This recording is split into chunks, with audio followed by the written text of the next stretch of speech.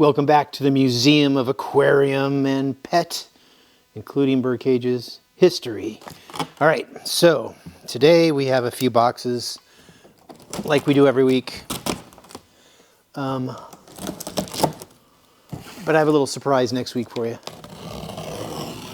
Okay, let's see.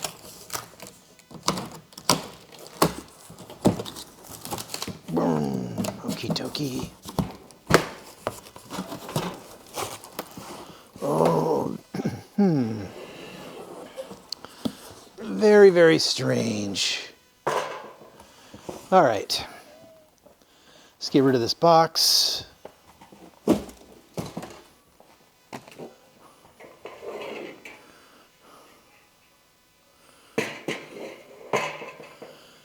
This is ugly. Ugly, ugly, ugly. And this probably was made as a decorative cage, not as a real bird cage. And it's probably not that old. I'm guessing 1980s, 1990s. So it's not super old. Something that was sold at one of the, stores that sell furniture and handicrafts and stuff that's imported from India and from Indonesia and stuff like that. So, but I could tell by the way the wires are, the distance of the wires, the fact that there's no perches, the tray that doesn't come out, and all those things, that this is somebody that doesn't know much about birds that made this, but they had a nice design and thought, we'll make this as a decorator cage for inside of a house. So that is not a pet item. That is a decorator item, okay? So now we're done with this one. And I feel bad because I opened a big box, so let me grab one more big one. Let's see. Okay, you're gonna like this one. You're gonna like this one because I like this one. Now this one, I know what it is because it came in a Home Depot box and it has a big hole here, so I could see inside of it. And I'm like, oh yeah, okay. And I'm gonna do a full-length video on these just because I found them so cool.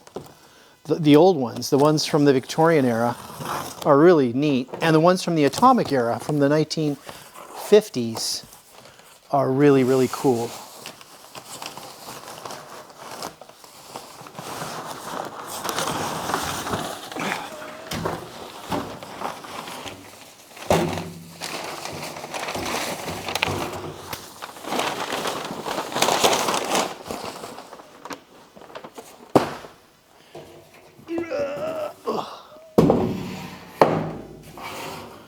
So this is an airborne McKee Industries out of Los Angeles.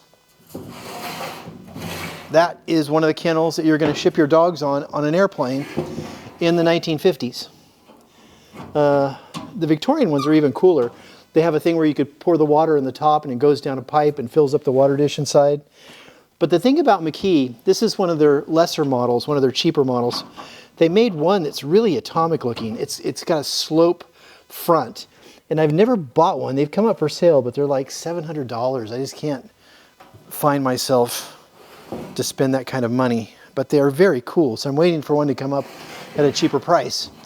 But this was a cool one. This is McKee. This is the same company that makes the cool angular triangular one, and I just think it's a very, very interesting aluminum. This is aluminum dog crate. All right, for shipping dogs. Okay, this one, I don't know what this one is either. Well, I did know what that one was, but I don't know what this one is. All right.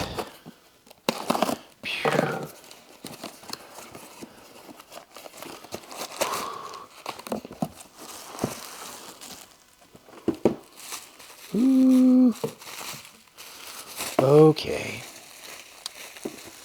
This was an award. Not an award. This might have been an award for Alpo. Oh, attendance award, 1984. So if you worked at Alpo and you showed up on time for, what, a year, you got an attendance award. You got this little clock, which is leather here, and it's pleather over here. That's pretty cool. Now, Alpo is an interesting company. I have a little blurb on it because the abbreviation is Allen Products. Founded in 1936 by Robert Hutziker in Allentown, Pennsylvania. and it was acquired by Litt and Meyer Tobacco Company in 1964. Some of their spokespeople were Lauren Green, you remember him. He created the concept of eating one's own dog food by claiming Alpo is so good he feeds it to his own dogs. Ed McMahon, you remember him.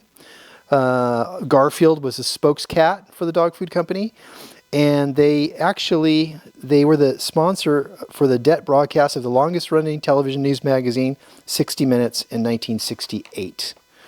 So the interesting thing is they got bought out 1980 by Grand Metropolitan, British conglomerate. And then in 1994, they got purchased by Nestle for $510 million. It's incredible. And in 2001, the Nestle merged Friskies with Ralston Purina, forming Nestle Purina. So they're still around, started by one guy, Robert Hunsicker in Allentown, Pennsylvania. And this is one of their attendance awards back when they were owned by a big conglomerate. All right, so that's all we have for this week. Thank you for coming, and we'll see you again next week. Oh, Garfield, I've got some cat food for you. Cat food? I'm fasting. What's the matter? You fasting or something? Is there an echo in here? Hey, Garfield, this is Alpo cat food, loaded with proteins from meat, fish, poultry, dairy products, and grain sources. The same Alpo cat food you went crazy for, but you're fasting. Right. Pretty fast, huh? New Alpo cat food. The first and only cat food nutritious enough for Alpo and good enough for me.